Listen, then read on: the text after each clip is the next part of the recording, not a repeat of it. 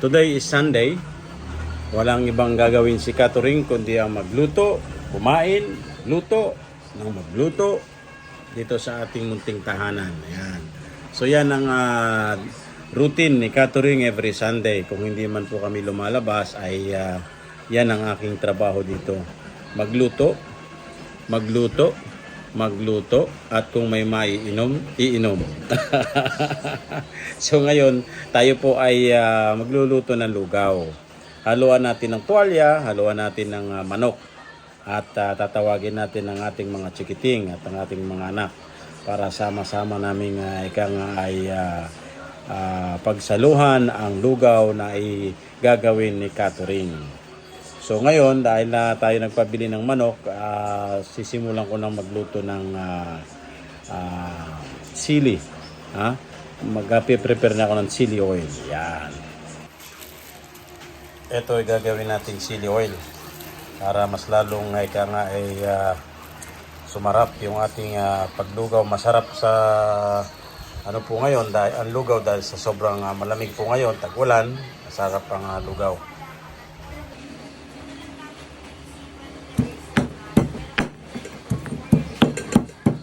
Set na hiwain ko ay pipitin na lang natin.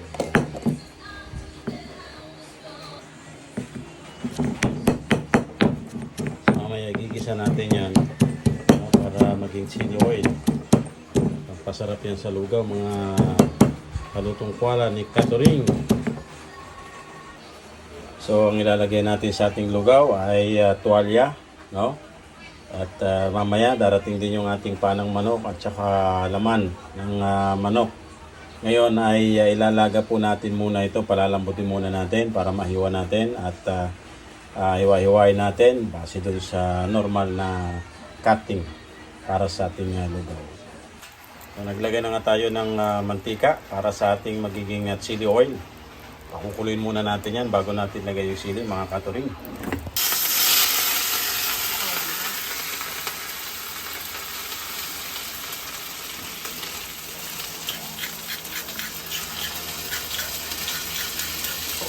Sunod.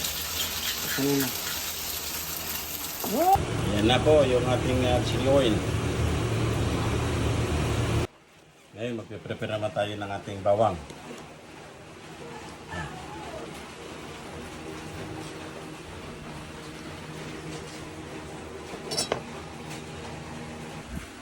So prepared na rin po yung ating bawang. Tayo na po nag-toasted para mas lalong sumarap, sabi ko nga, ang ating lugaw ngayong tagulan. Yan, malutong na malutong po yan, no? At nagpabili na rin si Catherine ng dahon ng sibuyas. Yan, mamaya hati-hatiin po natin yan. So liban po sa tuwalya ng baka ay haluan ni Catherine ng paa ng manok. Yan, para happy together, ha? Sarap kumain ng lugaw po talaga ngayon dahil paborito ni Catherine yan. At syempre nagpabili rin po tayo ng laman, no? Yan, ihahalo pa rin po natin sa lugaw. Tatlong klase po, no? Paanang manok, ito, laman ng manok, then at the same time yung tuwalya. Ha? Panalong panalo. Wala akong sinabi dyan yung ni Diwata, ni Diyata at saka ni Encanto. Panalo na po yan. Pero dahil masyadong malalaki, hihiwain pa po natin yan. Yung tamang panlugaw talaga para hindi naman panalo ng panalo yung kukuha. Dapat makadistribute naman. Yun, kumulo na po yung tuwalya natin. Pwede na natin hiwa-hiwain ng maliliit. Yan. So, siyempre ang bida sa hiwaan ay ang ni Kuya. Yan. So ni Kuya, baka naman. Yan.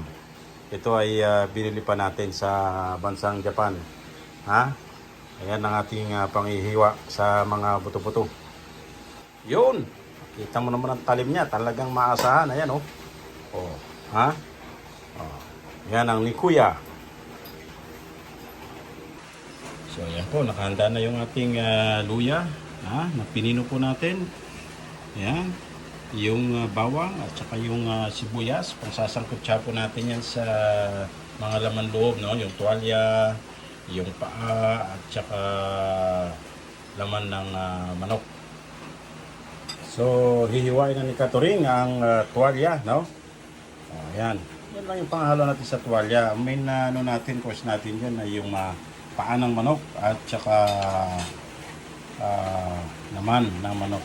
Lilinisan natin ang konti yan. Then at the same time, bago natin gawin ay ano muna natin? Patalimin muna natin yung ating patalimin muna natin. Hasain muna natin. At yan na nga mga kakwala ang iluluto ni Katuring na lugaw. So all goods na. Everything is ready. Ha? All is ready. Ayan nga oh. May tuwalya, no? May paa ng manok at saka laman ng manok. Okay, ang ihalo po natin luya, bawang at sibuyas. Siyempre hindi mawawala ang paminta at saka chicken cubes. Yan. Okay, so kanina naman nakita nyo na yung ating typical na ihalo natin yung ayan o, bawang at saka yung ating chili oil. So ngayon nga ay magsasangkot sana po tayo, no? Ayan, pinainit na po natin yung mantika. Unahin natin yung luya.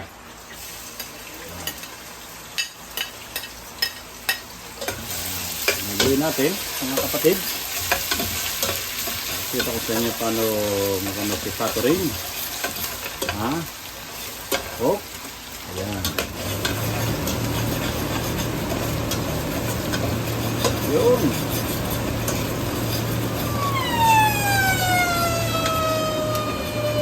Then, bawang.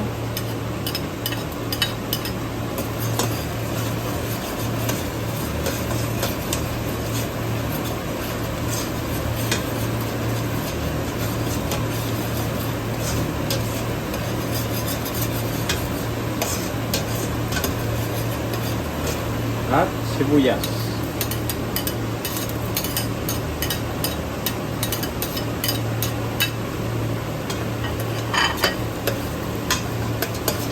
Haluin po natin siya.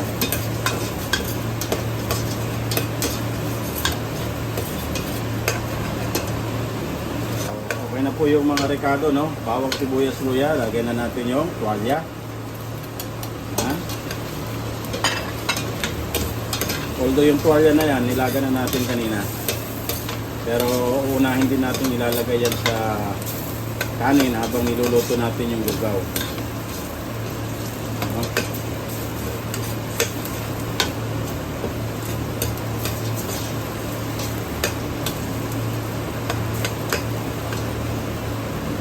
So okay na itong tuwalya. Next naman ay lagay natin itong paa ng manok at saka yung laman ng manok.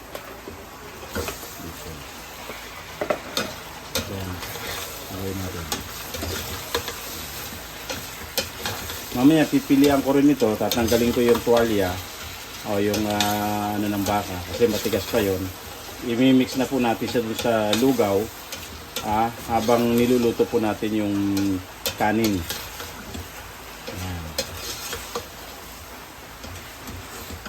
Ganyan mag-prepare. So pwede na po natin lagyan ng asin para lumasa.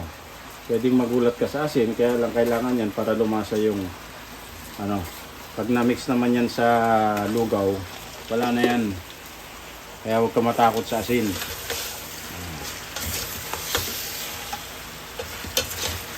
Para lang mawala ng konti yung lansa ng ating mga karne, no? Yung manok at saka yung tuwalya. Lagyan na rin natin ng paminta. Ito dyan yung medyo pino. Ayan. Yun. Saka lagyan na natin ng bechin. Tayo yan. Panalo. Then mekos na po natin yan. No? Yun.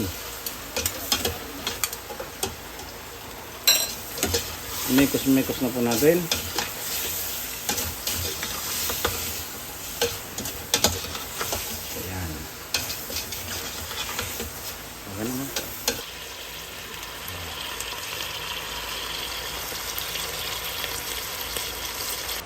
ayan na po yung ano, no, bigas. Coco pandan. Hindi na ako gumamit ng malagkit o glutinous rice dahil ang kalidad naman ng coco pandan ay parang malagkit din po ito. Mga 5 maliliit na ito ginamit ko. 5 tasa na ganito. Sinalang na nga po natin yung ating bigas, no? At ilalagay na po rin natin dyan yung pinaglagaan natin ng tuwalya. Then at the same time yung pinagsangkutsahan natin, pwede na natin i-mix dyan para hindi sayang yung lasa. So mamaya yan ay yung tubig na yan, kulang pa yan, no? Mamaya pagka tayo po habang umaalsa yan, dadagdagan din po natin ng mainit na tubig. So ito na nga yung ating isinangkutsa na tuwalya, no? Imimix na po natin siya sa pagsisimula ng pagluluto ng kanin, ng bigas, para lumambot po siya. So, hahalo na rin dyan yung may extract na lalabas na lasa ng tuwalya ng baka.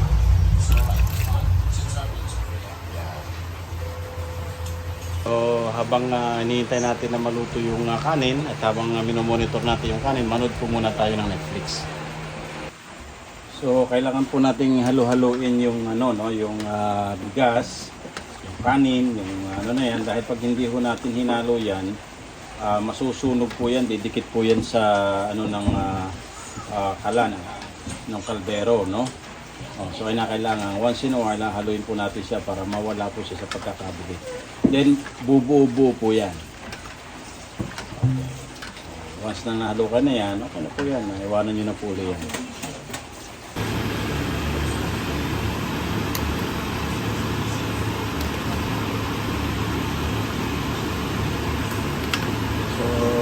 Yung kulay na po yan dahil sa paminta na pino na nilagay natin. Nilagyan na natin yan ng mga spices, at saka mga seasoning. Yan mga kakwala, luto na namin yung lugaw ng katuring. Yun, may paa, may laman, yan, may tuwalya. Panalo na po mga kapatid. Ready to eat na po ang lugaw ni Catherine. Samahan niyo po si Catherine na kumain ng lugaw ngayong panahon ng taglamig. Yun, sarap na sarap na yung misis ni Catherine, Wow. Wow. Anong masasabi mo? Wala. Panalo. Saan ka pa, di ba? Talo dyan yung mga lugaw na komersyal. Ayan,